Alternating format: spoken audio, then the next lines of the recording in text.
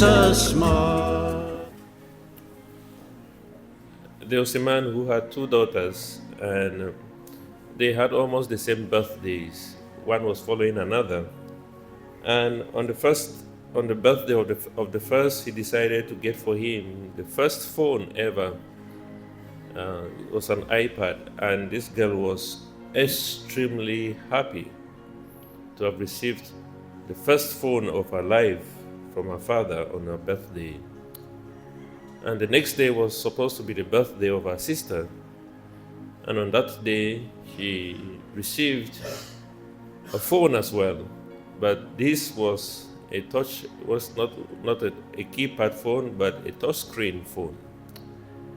And out of a sudden, the other girl got sad and angry. And she said to her father, why did you get for me a keypad phone, and you got for my sister a touchscreen? And her father said, but this is what you wanted, and I gave it to you, and you are very happy with that. I said, not until I found the gifts that you gave to my own sister. And the father said, what do you want? If only I can get a phone like the one of my sister, I would be happy. And then the father took the phone of the sister and gave to her, and then bought another phone for her sister, but this time she bought a better version of the touchscreen. This girl was very happy at first when she was given the phone of the sister, but then that was short-lived when she saw the new phone of the sister.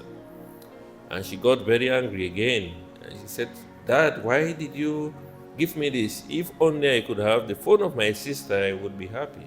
I said, but it makes no difference. You wanted this and I gave it to you, you were happy, and now all of a sudden you are sad again.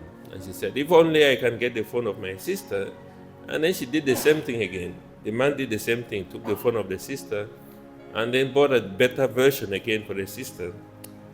And then the girl got angry again, and he said to her, look here, happiness is not coming from the phone, whether you have a phone or not. If only you can be contented with what you have, you would be happy. Comparison is a thief of joy. When you begin to compare with others, then you deprive yourself of the joy that you're supposed to have. And instead of comparing, you should appreciate. Instead of comparing, you should be more appreciative. And we live in a world where we always live to compare with others. And that has become the source of great sadness for people who are supposed to be very happy. People who are supposed to be very happy, they live in a total pain because they don't just have like the other people. So we always live trying to compare. If this person drives this car, I want to drive a better car than that. I want to drive like him.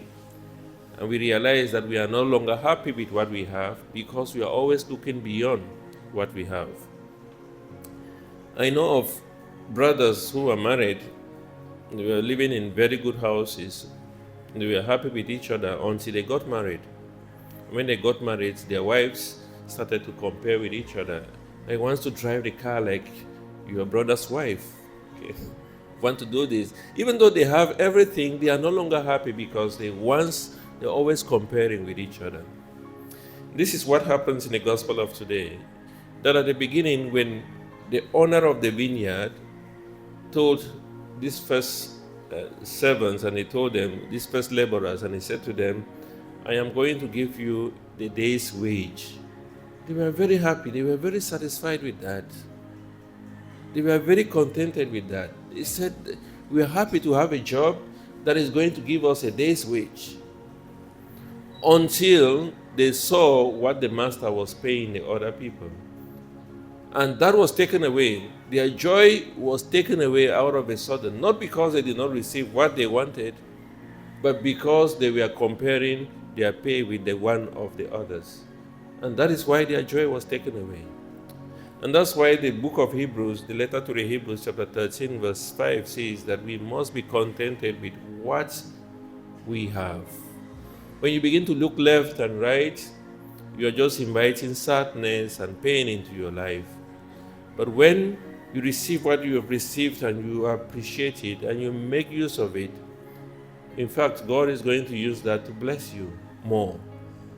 But when you begin to look left and right and begin to see, what does the other person have? What am I supposed to have? What am I compelled by the world to have? What is the person of my standard supposed to have? Then we end up in pain. People end up with a lot of things, yet they are not happy. And yet you would find somebody who has nothing completely, insofar as he's contented with what he has, he's very happy.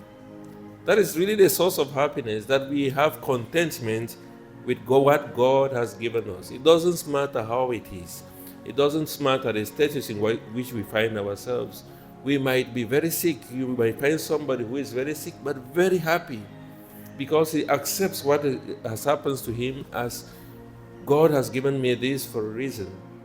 But then you might find also people who have everything, they are full of life, but the happiness has just been taken away from them because they are always looking around to see who is better, who can I become like. And that is something that we should take with us. In St. Paul's first letter to Timothy, he emphasizes this in chapter 6, verse 7. He says that just having food and clothing is enough. We should be contented with that. It's enough for us to be happy. The fact that we breathe is enough to make us happy. The fact that we can get up this morning and walk to Mass is enough to make us happy. If we want to compare, let us compare with those who are going through a lot of difficulties and people who are not able to do things that we are doing now.